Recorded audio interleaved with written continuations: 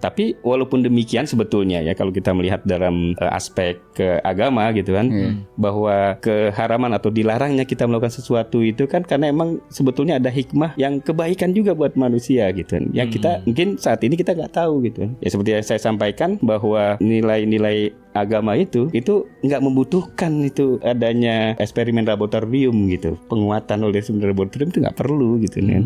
Bahwa Allah kan maha tahu. Jadi apa yang dibutuhkan oleh manusia, apa yang tidak dibutuhkan. Karena kan ada juga yang namanya ta'abudi ya kalau nggak salah ya. Iya. Jadi perintah yang kita harus mengikuti karena harus mengikuti saja. Betul. Nah, bagusnya begitu. Wa ma atakum rasulu fakhudhu wa ma nahakum anhu fangtahu kan seperti itu dalam surat Al-Hasr. Apa yang Rasul atau yang Allah perintahkan maka ambillah, dan apa yang dilarang maka tinggalkanlah gitu kan. Namun ya ini sebenarnya kita bagus begini, kalau kita strict pada situ bagus. Tapi ternyata manusia itu kan ada 3 kalau menurut saya kan. Dalam menerima suatu perintah atau larangan itu. Yang pertama yang tadi itu, pokoknya kalau emang itu diperintahkan atau dilarang ya saya taati aja. Bagus. Jadi mau itu bisa dibuktikan atau nggak bisa dibuktikan pun ya tetap harus taat gitu ya. Nah tapi ada orang yang kedua ini, dan ini banyak, dia nggak mau melakukan sesuatu kalau nggak logis menurut dia. Benar. Dan pengalaman saya sekolah di Jerman ya, S2 S3 saya dulu di Amerika pernah juga menghadapi anak-anak teman-teman sendiri yang Muslim gitu, tapi nggak mau sholat karena menurut dia nggak ada logisnya gitu. Kenapa saya harus sholat gitu?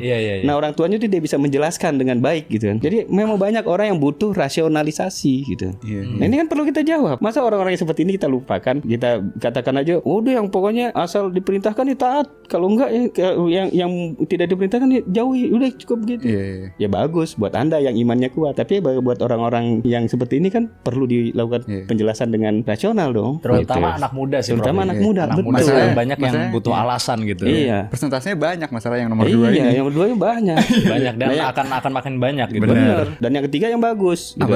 Yang ketiga yang dia tetap gitu seperti yang pertama, tapi dia ketika mendapatkan alasan logis dia semakin menguatkan keyakinannya dalam menjalankan ketaatan atau menjauhi larangan itu. Nah, itu. Nah, ini bagus juga yang ini, malah menurut saya yang ini akan semakin kuat gitu. Maksudnya semakin diuji ya, semakin diuji dia semakin kuat malah ya. Makin kuat. Ente nomor berapa ya? Yang nomor 3 kalau. Gitu.